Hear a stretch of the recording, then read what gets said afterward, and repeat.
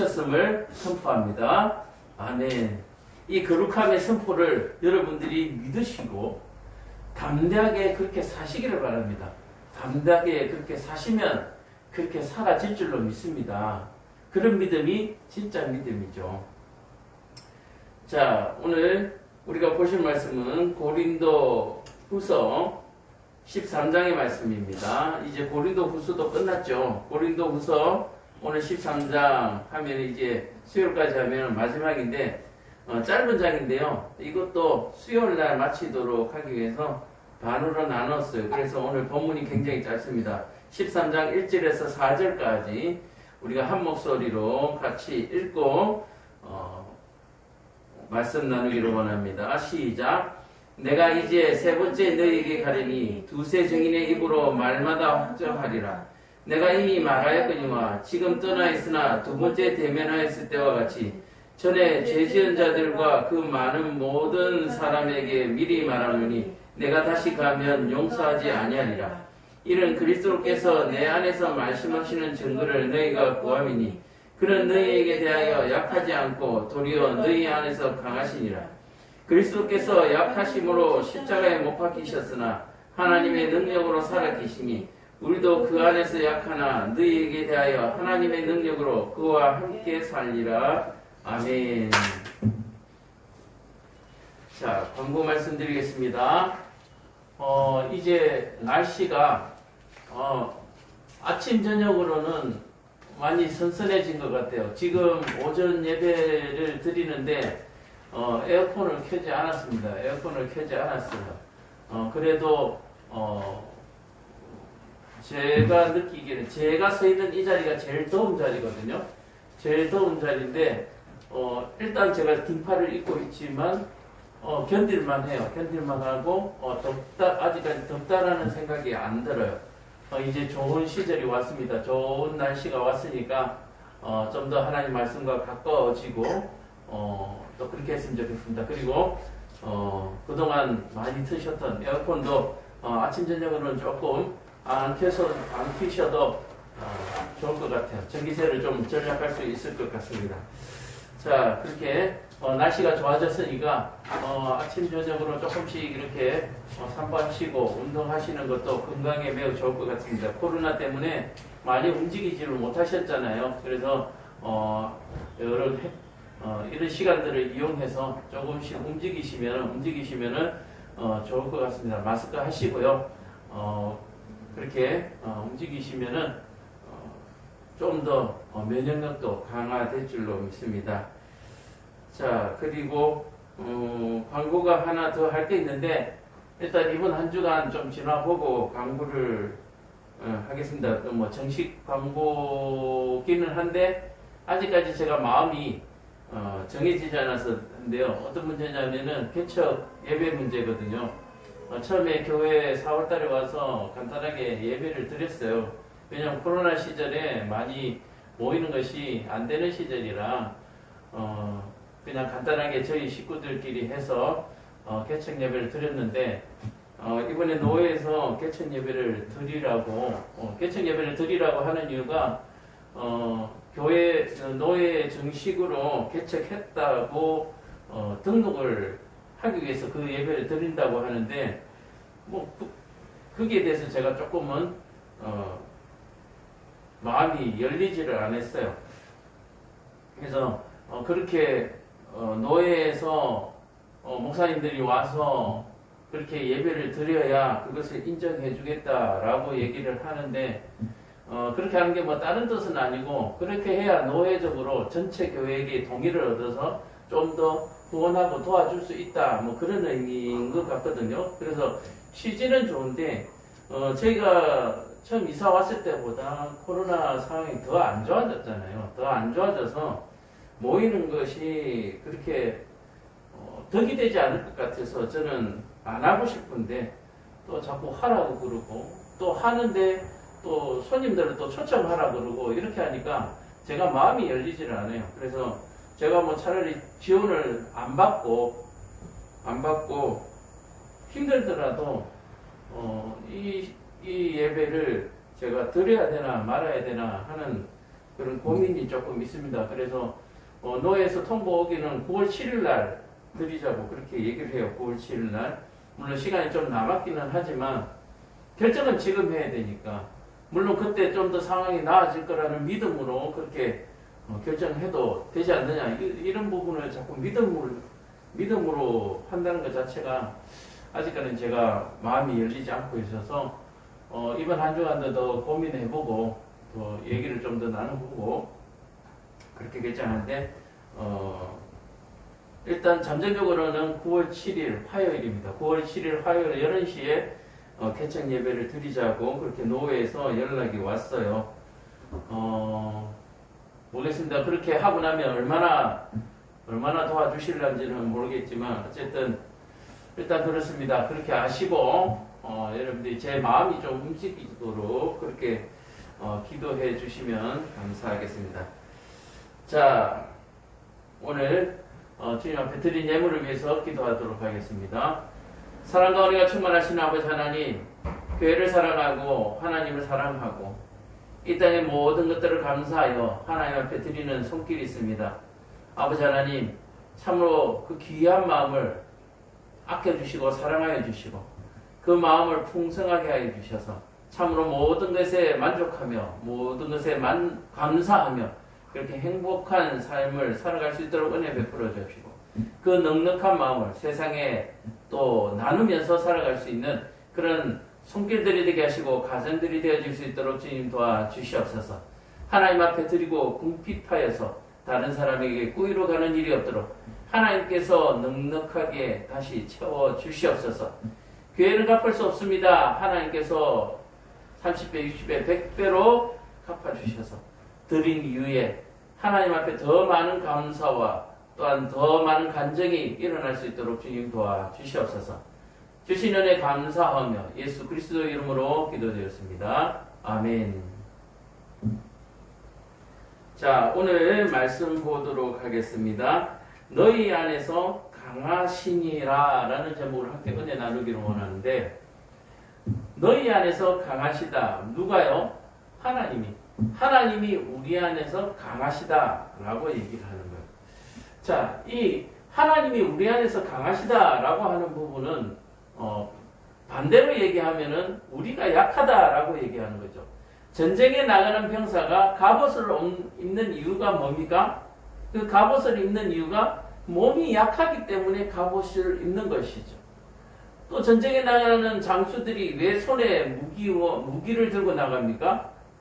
약하기 때문에 무기를 들고 나가는 것이죠.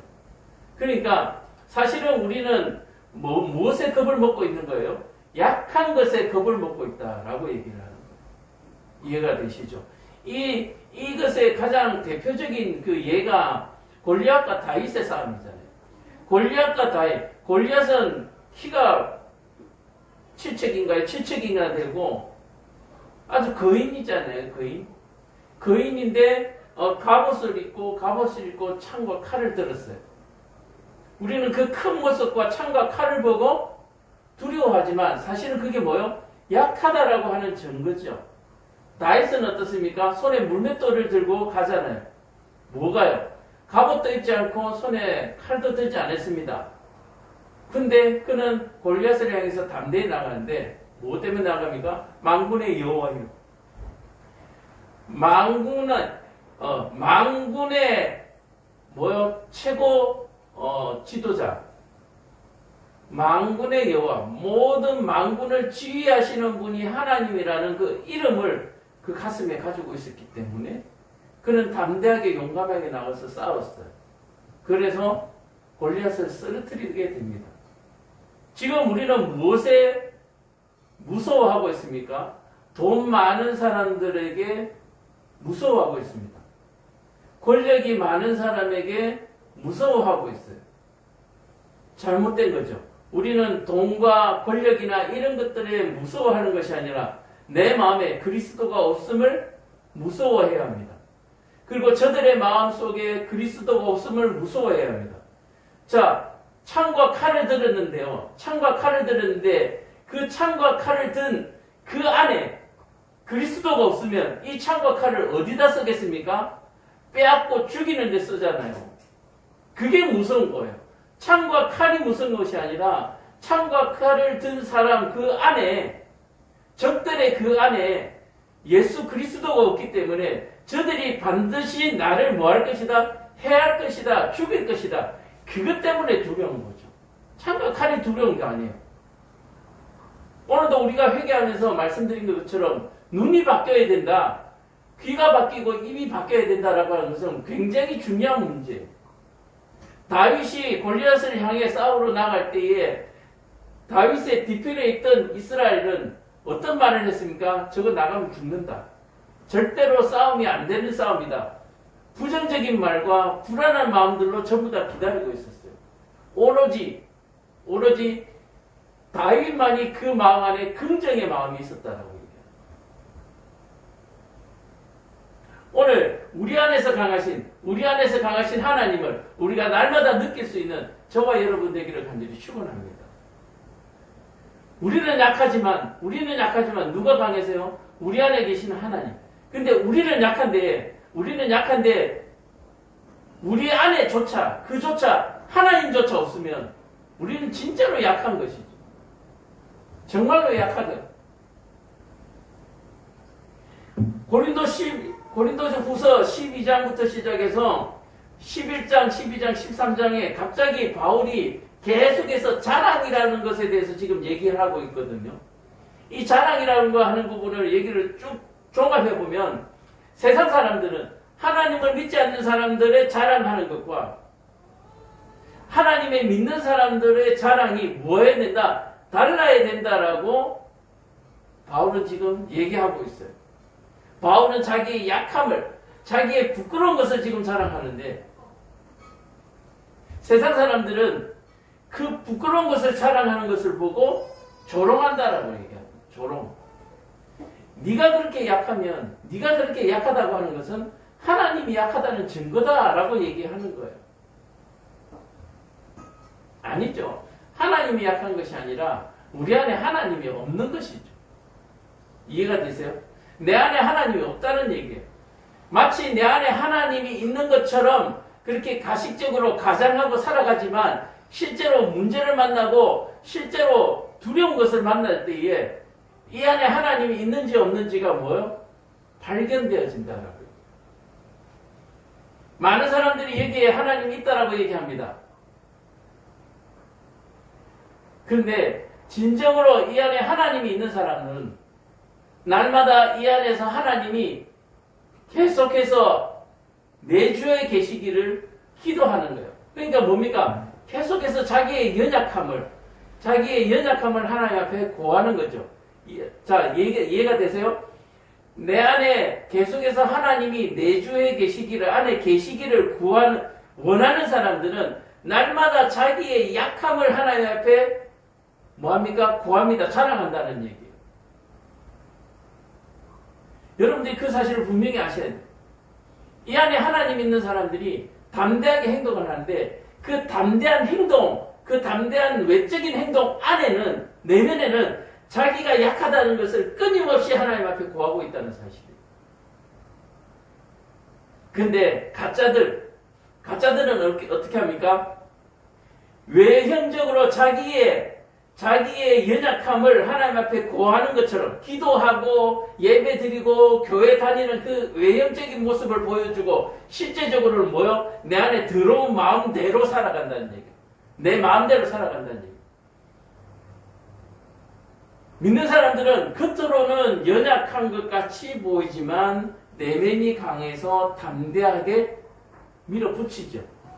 그런데 가짜들은 외형적으로 기도하는 사람처럼 하나님을 잘 믿는 사람처럼 얘기하면서 속으로는 뭐요? 내 들어온 마음대로 악한 대로 살아가는 거예요. 주의 뜻이다라고 얘기하면서 살아가는 거예요. 분명히 모습이 다릅니다. 잘 살펴보세요. 왜 그것이 눈에 안 보이느냐면 우리의 눈이 아직도 보이는 것에 사로잡혀 있기 때문에 그렇습니다. 저를 처음 만나는 사람들도 마찬가지잖아요. 저 사람은 목사야. 그냥 그 외형만 보고 저 사람은 다른 사람들보다 좀 낫겠지? 저거 한번 대화도 한번 나눠보지 않고 제 속마음을 한번 그렇게 들어봐 주지도 않고 복음도 한번 들어봐 주지도 않고 저 목사님은 어떨 거야 저떨 거야 자기 마음대로 판단하는 거야. 그냥 목사라는 이름 하나만 가지고.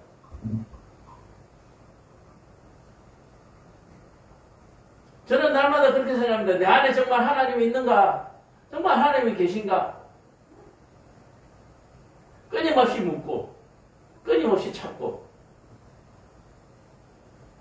힘들수록 더 그래요. 정말 이게 하나님이 계신 건가? 내가 정말 하나님을 목사같이 살아가고 있는 것인가? 내가 정말 잘하고 있는 것인가? 날마다 의심되고 날마다 걱정되고 그래요.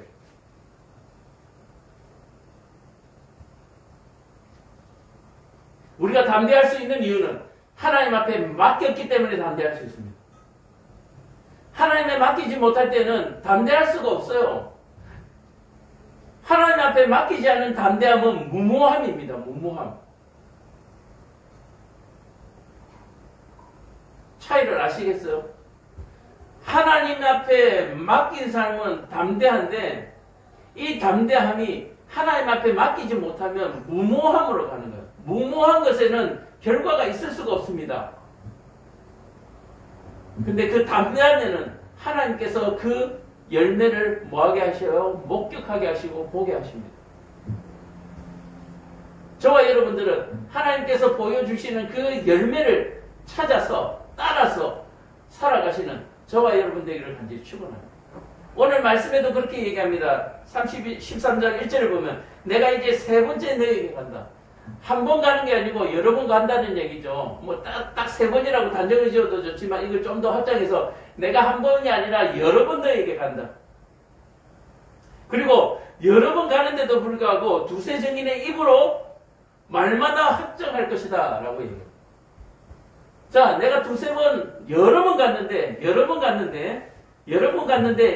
번 갔는데 이번에는 뭐요? 두세 사람의 입을 통해서 확정을 할 것이다. 우리는 이것을 좀 더 확대하면 종말론적으로 확대하면은 하나님의 마지막 심판을 우리가 생각해야 되는 거예요. 그동안에 많은 선지자들을 보내고 많은 목사들을 보내고 이 땅에 많은 교대를 세워서 하나님께서 말씀하셨는데 이제 내가 세 번째로 가는데 이제는 내가 심판하겠다라고 말씀하시는 거예요. 바울에게 심판할 권한이 있는 것이 아니라 증인으로 삼겠다는 얘기죠. 이제는 내가 그 말을 확정할 것이다. 내가 이미 말하였거니와. 이미 말하였어요. 이 땅에도 복음이 이미 150년 이상을 이미 말하였고 예수 그리스도를 믿고 너와 내 가정이 구원을 받으라고 그렇게 말했는데도 불구하고 아직도 그것을 받아들이지 못하고 있는 사람들에게 내가 뭐 하겠다? 이제 가서 증인을 삼겠다라고 심판을 하겠다라고 얘기하는 거예요. 지금 떠나 있으나 두 번째 대면하였을 때와 같이 전에 죄 지은 자들과 그 남은 모든 사람에게 미리 말하노니 내가 다시 가면 용서하지 아니하리라. 우리는 이 말씀을 들을 때 두려워해야 돼요. 내가 다시 갔을 때는 용서하지 않을 것이다. 그리스도인들이요, 회개라는 이상한 무기를 하나 가지고 이 회개 기도를 회개했다고만 하면 다 용서받을 줄로 착각하고 살아가시는 분들 많죠. 나 오늘 회개했어. 우리가 오늘 주일 예배 시작하기 전에도 회개 기도를 했습니다. 그러나 분명히 제가 선포했습니다. 진심으로 회개하는 자들이라. 그 진심은 누구만 아세요? 내가 아는 것이 아니라 하나님 아세요. 우리는 간혹 착각할 때가 있습니다. 내 마음을 내가 제일 잘 안다라고 얘기했는데 내 마음은요, 하나님이 더 잘 아세요. 분명히 아시기를 바랍니다. 내가 다시 가면 용서하지 아니하리라. 우리는 이게 두려운 거죠. 근데 이것 때문에 두려워서 아무 일도 하지 못하고 그렇게 살아가는 것이 아니라 아무 일도 못하는 것이 아니라 내 약함을 계속해서 자랑하면서 살아가야 되는 거예요. 하나님 앞에 내 약함을 계속해서 구하고 그래 할 때에 하나님께서 내주하셔서 내 약한 것에서 스스로 강하게 드러내 보여주신다.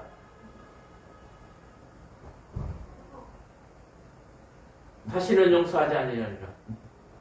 언제까지 이 상태가 이대로 유지될 것이라고 생각하시는 분, 아직 아직까지도 이 상태가 그대로 계속해서 유지될 것이라고 생각하시는 분들은 이 땅의 것을 창고 안에 쌓습니다.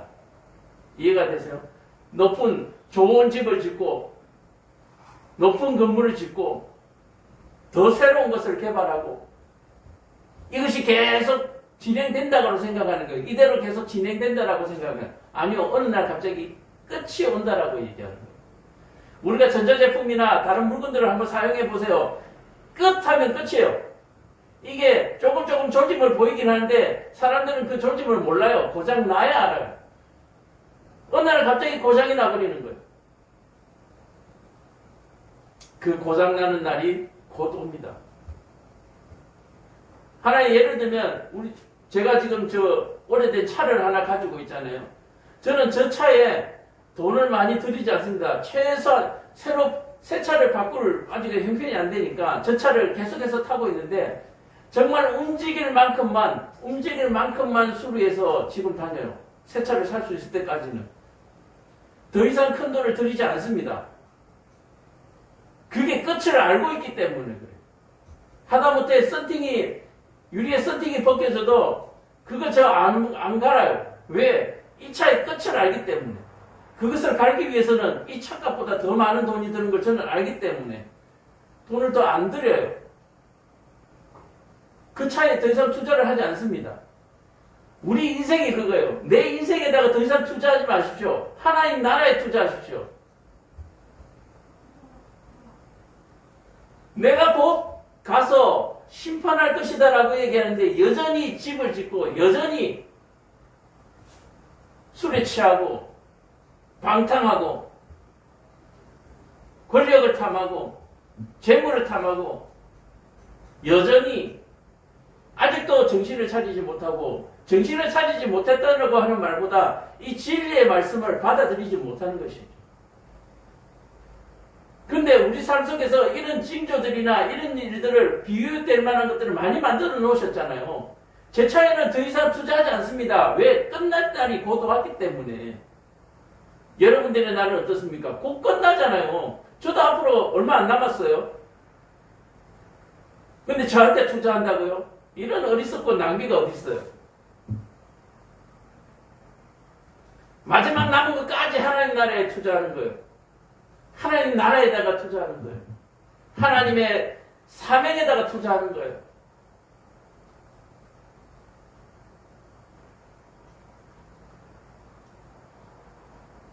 내가 다시 가면 용서하지 아니하리라. 이 말씀을 우리에게 나에게 하는 말씀으로 받으시기를 간절히 축원드립니다. 이는 그리스도께서 내 안에서 말씀하시는 증거를 너희가 구함이라. 너희들이 나보고 하나님이 살아계시다는 걸 날마다 보이라고 얘기해요.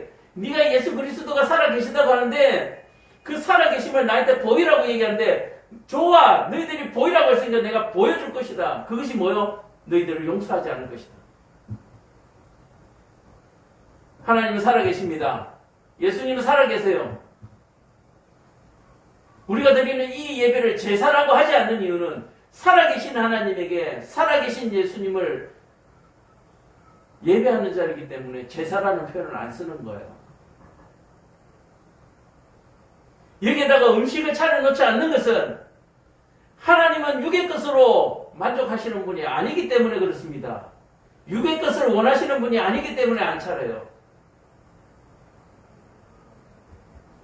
근데 하나님 믿지 않는 사람은 늘 육의 것에 갈급하잖아요. 돈을 더 벌어야 되고 더 많이 명예로워야 되고 더 높은 지위에 올라가고 계속해서 육의 것을 원하니까 육의 것을 차려놓는 거예요.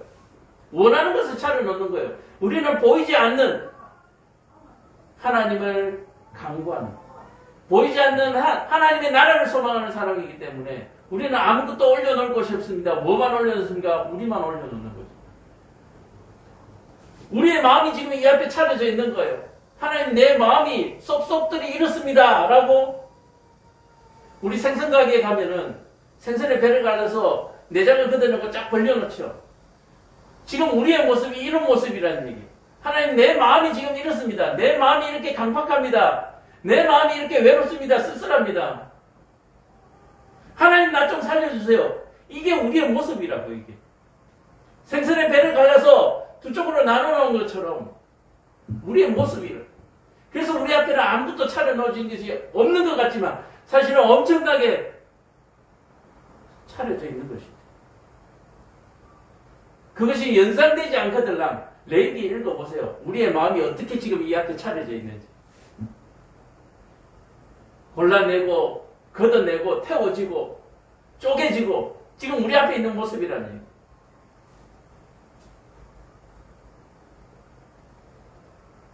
이는 그리스도께서 내 안에서 말씀하시는 그 증거를 너희가 구하기 때문에 내가 보여주겠다라고 얘기하는 거예요. 무서운 일이 발생하겠죠. 바울에게도 많은 기적들이 나타나고 있으니까. 그는 너희에게 대하여 약하지 않고 도리어 너희에게 강하시리라. 하나님께서는요, 하나님을 대적하는 자들에게 약하지 않냐고 강하게 대응하시는. 하나님은 약한 자에게 약하게, 강한 자에게는 강하게 대하십니다. 다시 말해서 하나님의 자녀들에게 하나님이 강하게 대하세요. 하나님의 자녀들에게는 강하게 대하세요. 왜요? 이 하나님의 자녀들이 딱딱한 돌덩어리가 돼가지고 하나님을 능멸하기 때문에 하나님이 강해지지 않으면 이 돌이 쪼개지지가 않아요. 반석에서 물이 나와야 되는 것이죠.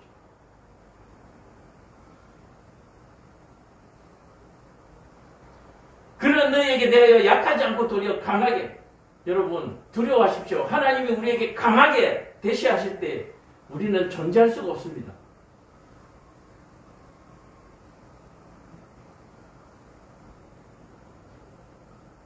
마지막 4절입니다. 오늘 그리스도께서 약하심으로 십자가에 못 박히셨으나.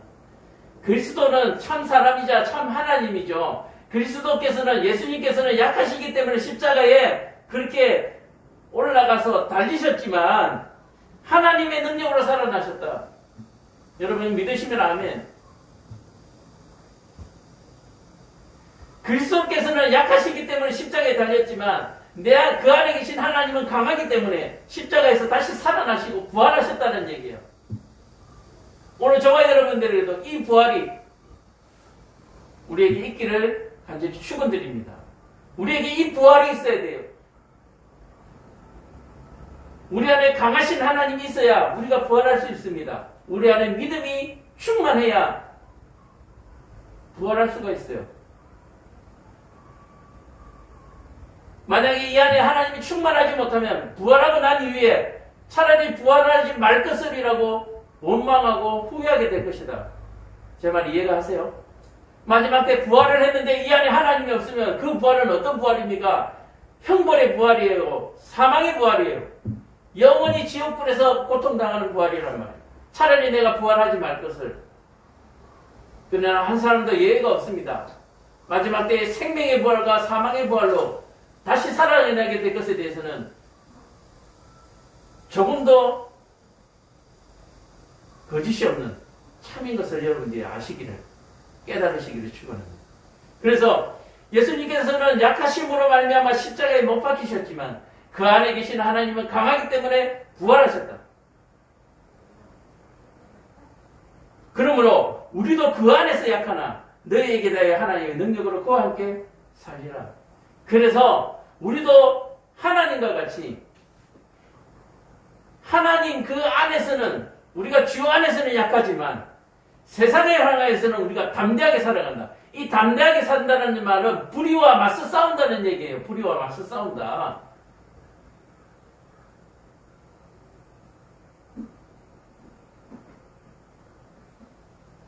왜 그렇게 할 수 있습니까? 우리 안에 계신 하나님이 강하시기 때문에 그렇습니다.